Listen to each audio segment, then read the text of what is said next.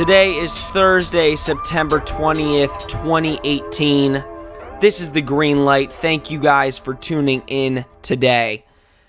So we have a couple storylines to get to today before I give my predictions. And the main one I want to talk about, it's been talked about this past week a couple times. It's the NFL ties or NFL overtime game. So I have an issue with this, and it's pretty remarkable to me how I don't know why there are ties in the NFL. I don't. So if you don't know what I'm talking about, this past weekend, the Packers versus Vikings went into a game where it went into overtime, and these two kickers missed kicks, Crosby and Carlson. They missed kicks to win the game, and it just ended in a tie after 15 minutes. Yes, that is the overtime rules. That's always how it's been. If after the 15 minutes of overtime, nobody scores, it's just a tie. I hate this rule. We've had 2 ties in the first 2 weeks of the NFL season. That is ruining teams' chances of winning a title. We have to understand something. If we have ties, there shouldn't be ties in the NFL. It should be one winner and one loser. Because now the Vikings and the Packers, their record is completely screwed for the rest of the year. If one team does slightly better than the Vikings because of that one tie, it's going to screw up their playoff chances in the pack, in the top 6. Same thing with the Steelers and the Browns. Now, the Browns are a little less, it's actually good for them. But the Steelers, that tie hurts. And now with them losing this week, it hurts them even more. So I think the NFL at this next offseason is definitely going to have to change that rule to say, listen, we're going to play until we have a winner. We can't have these ties at the end of, a team's record. The NBA, they go until somebody wins. They don't do multiple or just one overtime. They do multiple overtimes until somebody wins. The NFL needs to take a stand on that. So the secondly is Josh Gordon to the Patriots. I think it's been reported hundreds and thousands of times. The Patriots traded Josh Gordon to the Patriots for a 5th-round selection in next year's draft, and the Patriots are going to get a 7th-round pick back. I don't know if it's conditional or not. There was a lot of talk about that happening, how the trade wasn't done because Belichick thought it was a 7th-round pick coming back. So it's either a 7th-round pick coming back or a conditional 7th. So I find it funny. I see a ton of people saying it's not going to work out. The Patriots just wasted a 5th-round pick, and he's just got too many off-the-field issues. I agree.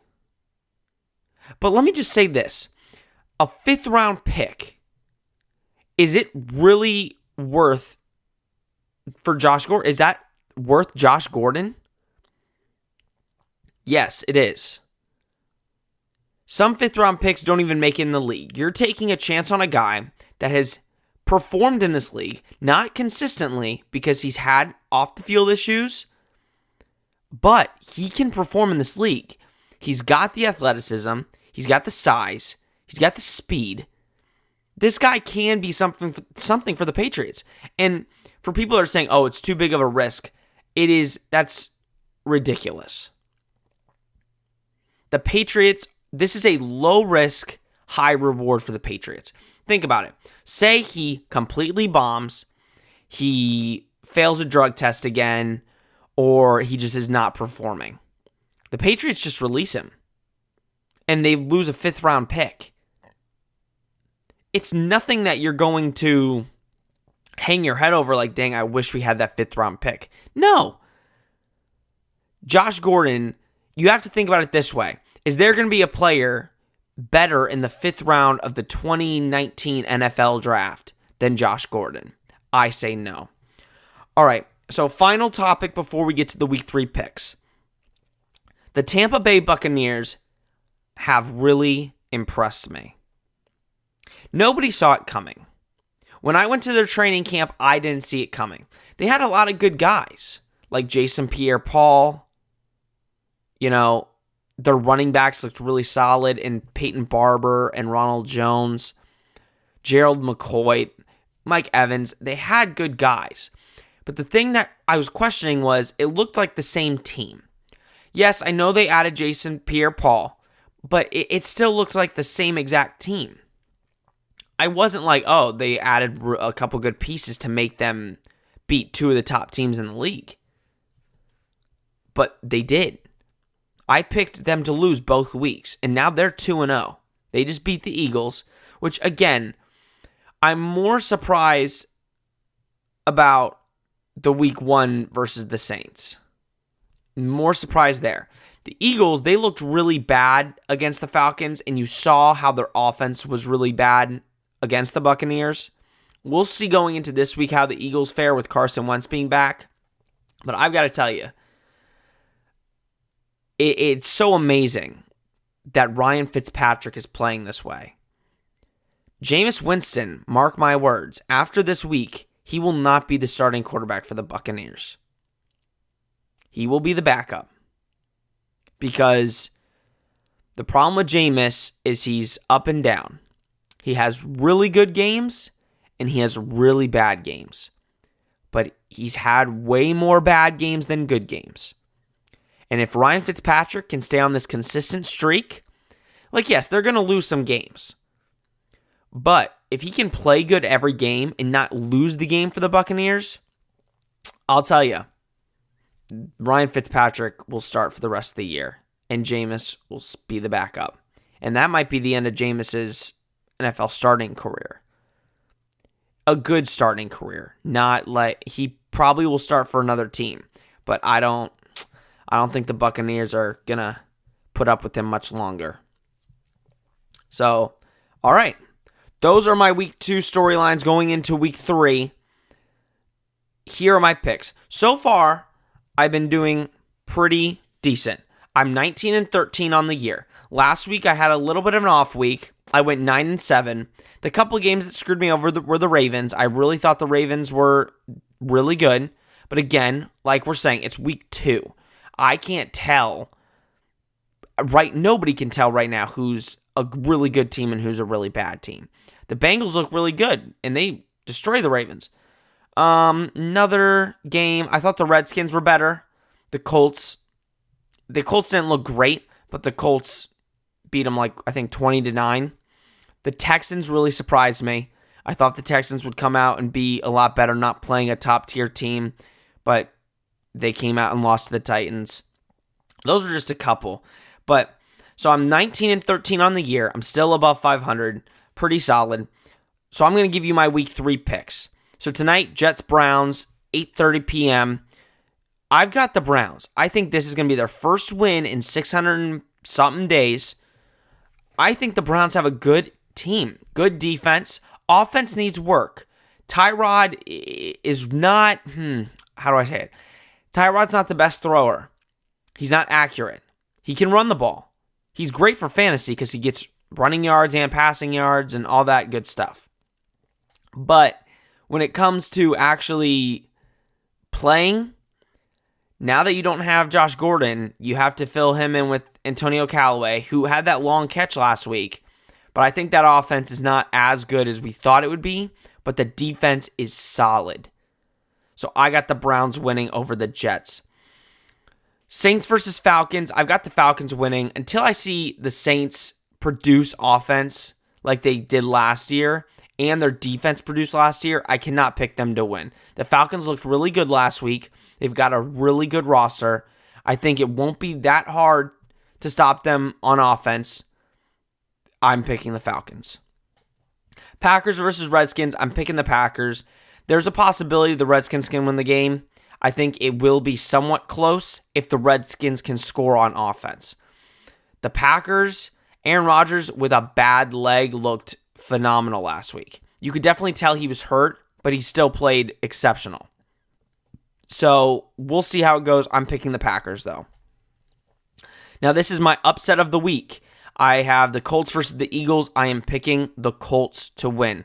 It's Carson Wentz's first game back. I don't know how he's going to perform. It's been a very long time since he's played an NFL game. I think he's going to be a little rusty. So I'm going to pick the Colts to come out and win. They've had 2 weeks of practice in a real NFL game. Andrew Luck's had 2 games to Carson Wentz 0. I'm picking the Colts. Bills versus Vikings. It's not a question. I'm picking the Vikings. I'm going to make a bold prediction here. I think the Bills go 0-16. They will not win a game this year. They are that terrible. With Vontae Davis walking out at halftime to retire, that's how bad it is. I think the Bills go 0-16. Vikings blow them out this week.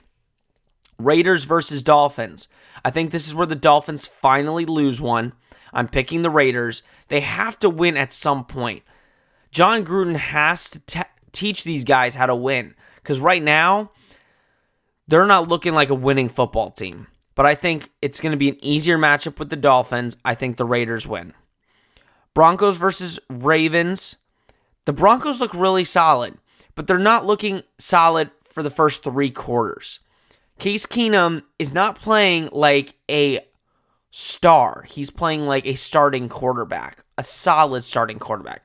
I think last week he had like 222 yards, no touchdowns, and a pick. Like, it's not like he's playing exceptional. They're just winning barely.